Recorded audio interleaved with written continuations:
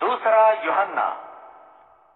मुझ बुजुर्ग की ओर से उस महिला को जो परमेश्वर के द्वारा चुनी गई है तथा उसके बालकों के नाम जिन्हें मैं सत्य के सहभागी व्यक्तियों के रूप में प्रेम करता हूँ। केवल मैं ही तुम्हें प्रेम नहीं करता हूँ, बल्कि वे सभी तुम्हें प्रेम करते हैं जो सत्य को जान गए। वह उसी सत्य के कारण हुआ है जो हम में निवास करता है और जो सदा सदा हमारे साथ रहेगा।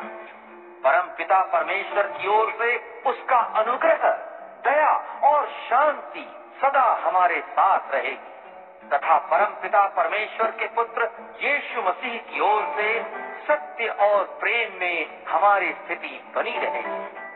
तुम्हारे पुत्र पुत्रियों को उस सत्य के अनुसार जीवन जीते देखकर जिसका आदेश हमें परम पिता से प्राप्त हुआ है, मैं बहुत आनंदित हुआ हूँ।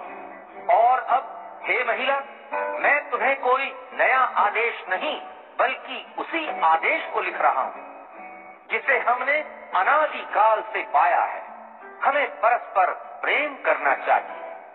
प्रेम का अर्थ यही है कि हम उसके आदेशों पर चलें।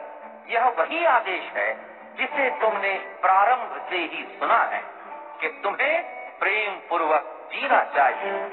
संसार में बहुत से भटकाने वाले हैं। ऐसा व्यक्ति जो यह नहीं मानता कि इस धरती पर मनुष्य के रूप में यीशु मसीह आया है, वह छली है तथा मसीह का शत्रु है। स्वयं को सावधान बनाए रखो ताकि तुम उसे गंवा न बैठो जिसके लिए हमने कठोर परिश्रम किया है, बल्कि तुम्हें तो तुम्हारा पूरा प्रतिफल प्राप्त करना है। जो कोई बहुत दूर चला जाता है और मसीह के विषय में दिए गए सच्चे उपदेश में टिका नहीं रहता, वह परमेश्वर को प्राप्त नहीं करता। और जो उसकी शिक्षा में बना रहता है, परम पिता और पुत्र दोनों ही उसके पास हैं।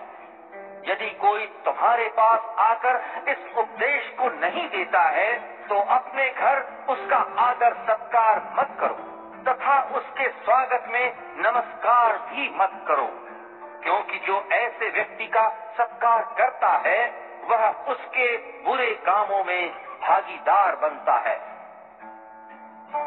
यद्यपि तुम्हें लिखने को मेरे पास बहुत सी बातें हैं, किंतु उन्हें मैं लेखनी और स्याही से नहीं लिखना चाहता, बल्कि मुझे आशा है कि तुम्हारे पास आकर आमने सामने बैठकर बातें करूंगा, जिससे हमारा आनंद परिपूर्ण हो। तेरी बहन के पुत्र पुत्रियों का तुझे नमस्कार पहुंचे।